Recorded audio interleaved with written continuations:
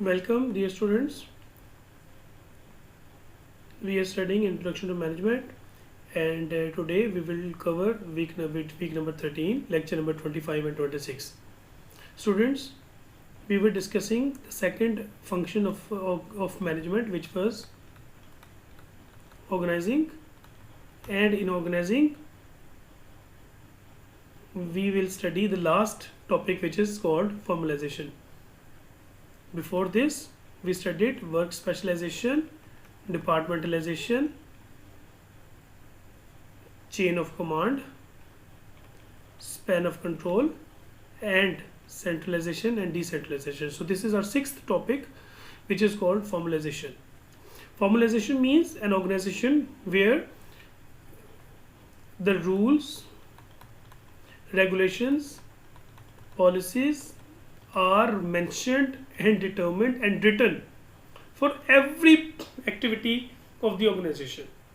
So all the organization activities are done according to the rules and regulations which have already been explained.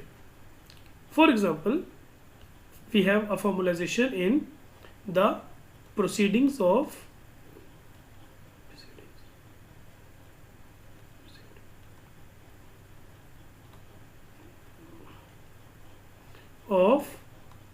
our National Assembly. Rules and regulations of every activity is done. So whatsoever the activities are done, they do the things with rules and regulations.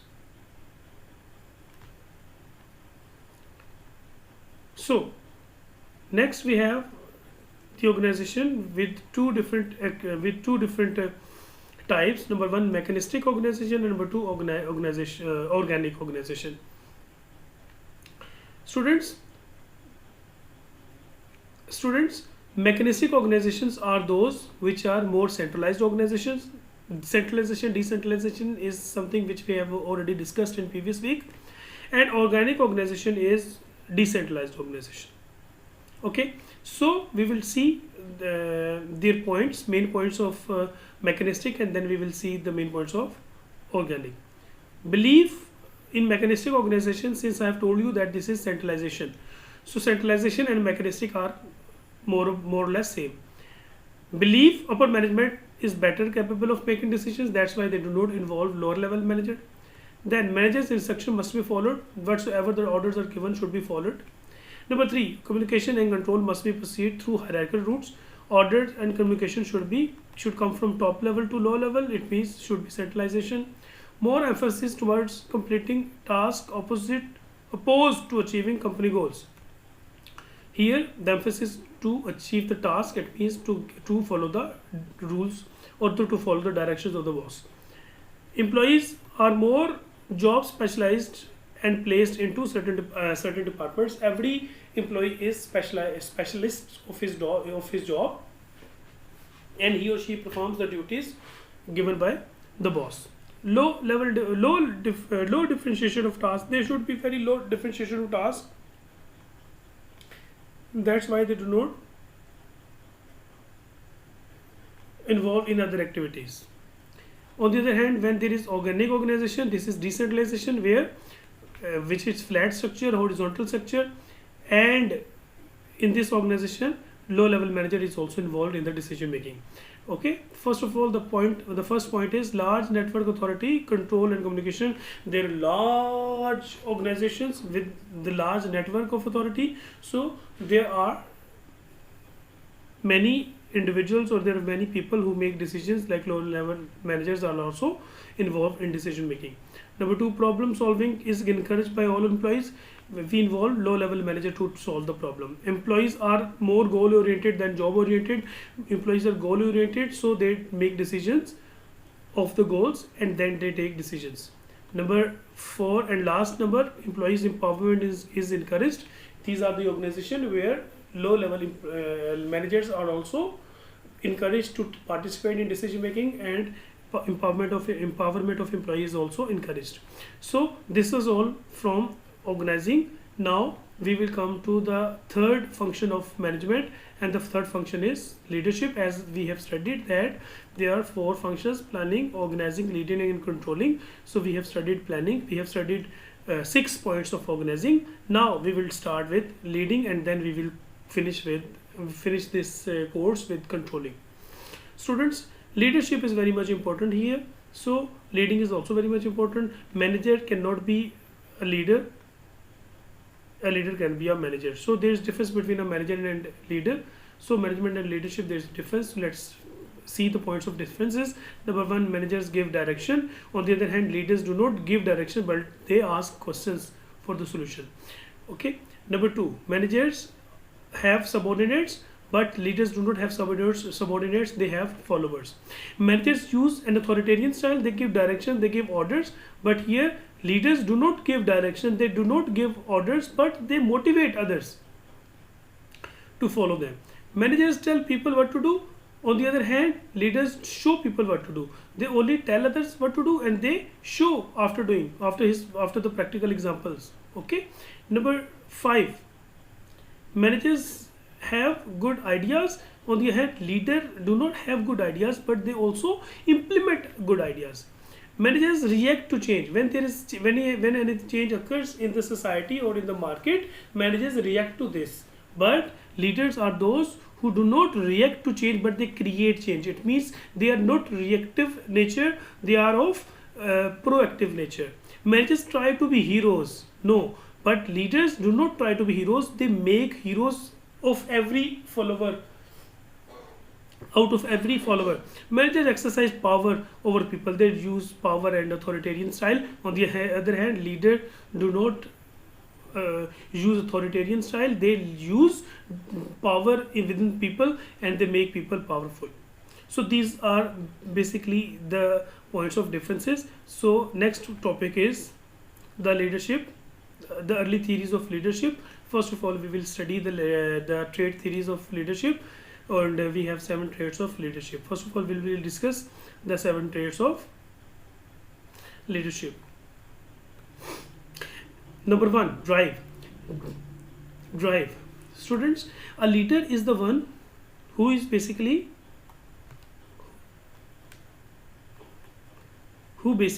takes the followers with him. He has the ability to take the followers with him, or to inspire the followers to follow him. So he has that energy, he has that skills and capability to motivate individuals and followers to follow him. Number 2, desire to lead. If a leader does not have desire to lead, he cannot become a leader. A leader should have some desire and some interest in leading individuals. Number 3, honest. Dishonest person cannot become a leader. Whenever you see good leaders, and whosoever you have seen, or you have examples of many good leaders in the history, so every leader who is considered a very good leader is an honest person. So there should be truthfulness, there should be honesty in the leadership. If there isn't any truthfulness and honesty, the person cannot become a leader. Self-confidence. Leader should not the one who is not certain about what he does. There should be self-confidence. He should have confidence in himself, and he should also have confidence in his team. Number 3, intelligence. Leader can be intelligent. An idiot person, a stupid person cannot become a leader. Number 6, no job-related knowledge. So a leader should have relevant knowledge of the job. If the one who does not have knowledge of the job, he cannot guide others. If he does not have knowledge, so leader should have knowledge of the job, or relevant to the job, because he has to lead others by his knowledge and by his job relevant skills. Extroversion means he should be social, he should be talkative, he should be friendly with others, and he should not shy, and he should not be reluctant to talk to others. So the one who is introvert, he cannot become a leader. Leader has to discuss different matters with others, and he has to be social.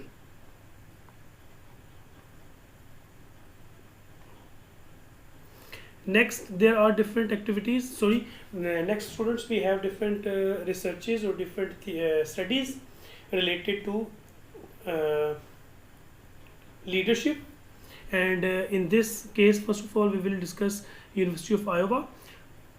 In University of Iowa, they studied different leadership styles, and they developed three, and they discovered and explored three leadership styles. Number one, autocratic style. Autocratic style means dictatorship. Democratic style, and autocratic style is centralized style. Democratic style is democratic style means decentralized, and laissez-faire. Laissez-faire style means leaders allow subordinates to take decision of their own. Leaders do not impose their decision to followers, and leaders also do not take decisions with lower level manager. They allow lower level manager to take whatsoever they want to take decision. So autocratic style means decision taken by boss, no subordinate. In democratic style, boss plus subordinate, and here only subordinate, no boss. Next, there is the other study which is called Ohio Studies, University of Ohio.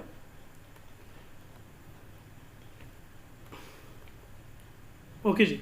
Number two, students, we have University of Ohio State Studies. In Ohio State Studies, we have two different styles of management. Number one, initiating structure. Number two, consideration. Students, in initiating structures, managers basically they define the way to accomplish the work.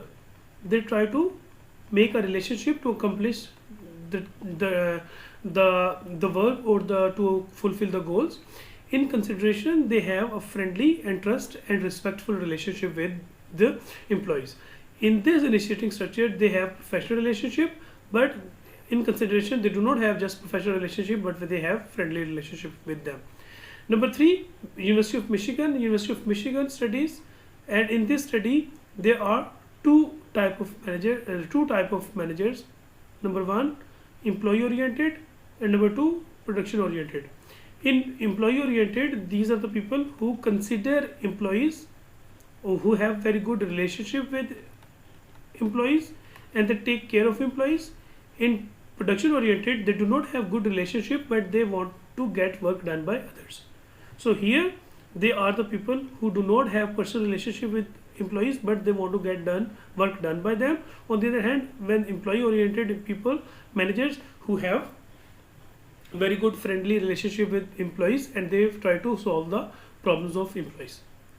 Number four, managerial grid. They have made a grid with different behavioral dimensions, and and after making that grid is made like this, and in this grid they have total almost 81 different categories of behavior, of leadership behavior, and they evaluate managers in this specific grid.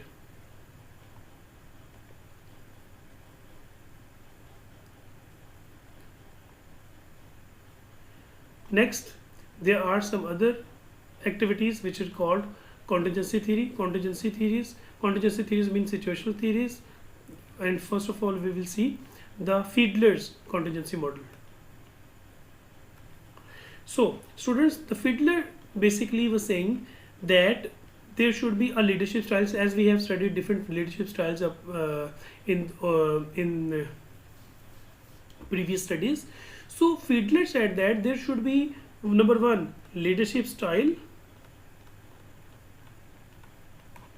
and number two, situation. These both should match if we want our leader to get success.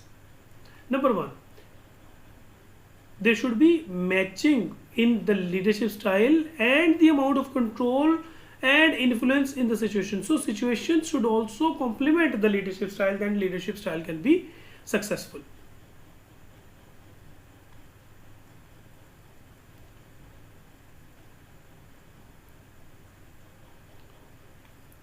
Okay, in this regard, Fiedler, so basically Fiedler research uncovered three contingencies. So basically there were three contingencies which were discussed by Fiedler. Number one, leader-member relationship. There should be a very good relationship between leader and member, means subordinate and boss. Number two, task structure. The degree to which job assigned were formalized and structured, means whatsoever the task is given to employee, it is very much formalized and decided and predetermined. Number three, position power. The degree to influence a leader had over activities such as hiring, firing, disciplines. For example, if a leader is capable of making decisions regarding his subordinates, it means he will have more control on the situation, and if he has more control on the situations, there will be more chances for him to get success. Number two, path goal theory. So students, this path goal theory tells that the job of a leader is to give directions to the followers, and followers have to achieve or have to achieve the goals, have to fulfill the goals, which states that leader's job is to assist followers. Leader has to assist followers, guide follower, give directions to the follower, and the followers have to make sure that goals are achieved, and they have to see whether the goals are compatible with the goals of group of organization or not. Developed by the Robert House, path goal theory takes key element from expectancy theory of motivation, and the term path goal theory is derived from the belief that effective leader removes roadblocks. It means he guides followers, and if any hurdle comes in the way of the manager, of the subordinate, managers or leaders will remove those hurdles. So this Robert House identified four types of leaders.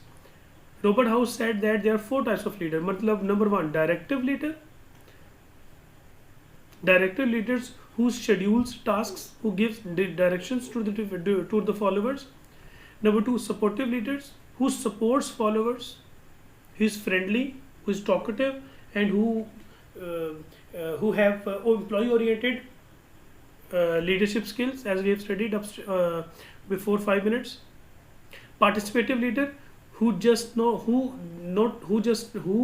basically not only gives directions to the managers, but he also gets involved in solving the task. He also performs duties along with the employees. Achievement oriented means he sets high goals for the employees, for his followers, so the followers learns a lot, and the followers should get high, should perform high in their career. So these are four leadership styles. So next we have contemporary views of leadership. When we talk about contemporary views of leadership, we have leader-member exchange theory. So in this case, we have to see that what is the relationship of a leader and a member. It is very important. Sometimes if there is not a good relationship between manager and a leader and a member or follower, then follower will not perform very good, and company and the group will not get success in their job. So there are so many members of the organization, and there are some members or the followers who is liked by the manager. Okay, and we call him favorite, or we call him in group of the leader. Okay, this theory says that leader creates in group and out group, and those in the in group will have higher performance ratings. Those who are in groups, for example, I am a leader and I have 5 members, Mr. A, Mr. B, C, D and E. D and E are my in groups, and A, B, C are my out groups. And in all the activities whatsoever I perform, my in groups, mean D or E, will always perform better, and they will always perform good, just because they are my in groups. So those who are favorite, those who are favorite of the leader, they will perform well, because leader will give them chance, leader will give them, leader will rely on them, will bank on them, and they will also perform. And these are the people who are not basically in groups of the in groups of the leader. Leader will not give will not take interest in giving them tasks, and they will definitely not perform as good as in groups. Next, there are transformational and transactional leadership. Transformational and transactional leadership, there is difference, and we have studied the same, but let us discuss the both. Number one, transactional leader is the leader that leads primarily by using social exchanges. Transactions means if you perform good, I will give you this benefit. If you perform good, you will get this benefit. So they are transactional leadership, who basically who use social exchanges. If the follower performs better, then the follower will get reward of his activity. So he motivates followers in this way. Transformational leader is basically who stimulates the followers, who basically inspires the followers to get to the top level performance, to get to the top level performance and to become the top level performer. They basically transform from this to this. If you are this much performer in the beginning, then your transformer leader will make you this much better performer.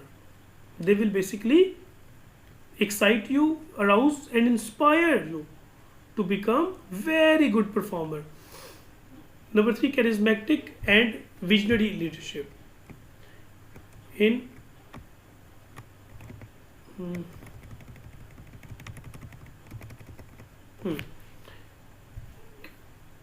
sorry. Okay, ji. Let's read this passage. Jeff Bezos, founder of CEO of Amazon.com, is a person who exudes energy, enthusiasm, and drive. He is fun-loving, but has pursued his vision of Amazon with serious intensity and has demonstrated an ability to inspire his employees through the ups and downs of a rapidly growing company. Bezos is what we call is charismatic leader. Students, charismatic and visionary leader means the person, in Urdu we call charismati. Charismati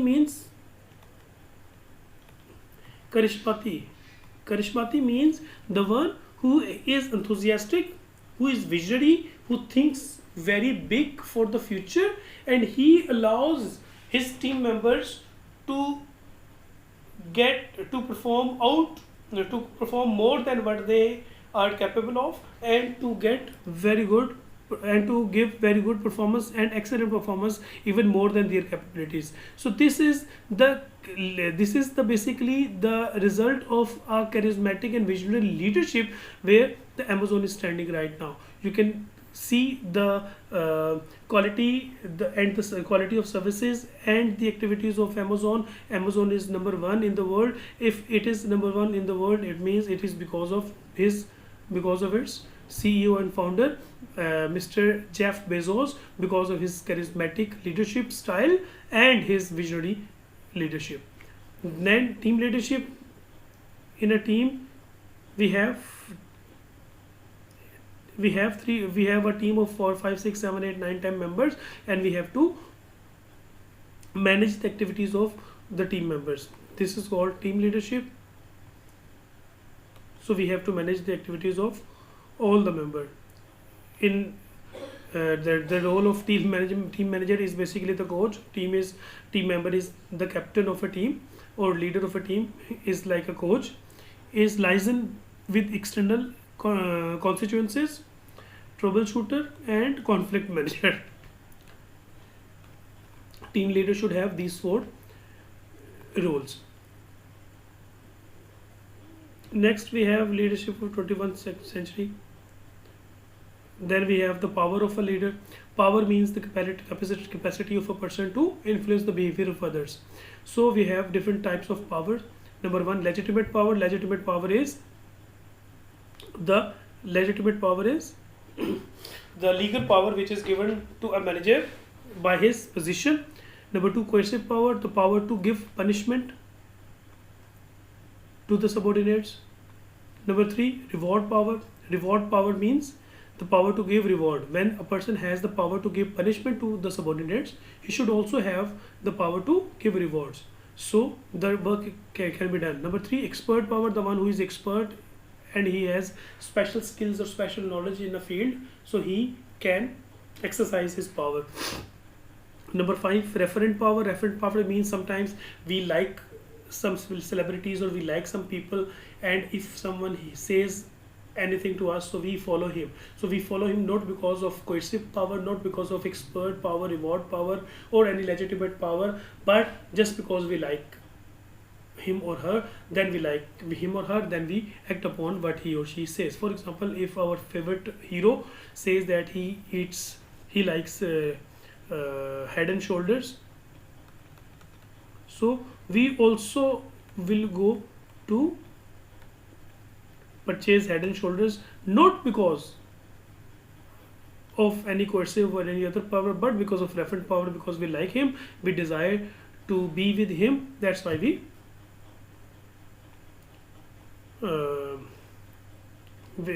follow him and he can use power on us. Next topic is trust. Students, trust is very much important. Is very much important to become a very good leader. A leader, if he is not trusted, then he cannot become a very good leader. And when the leader should become a leader, or followers should trust him only because of the credibility of the leader.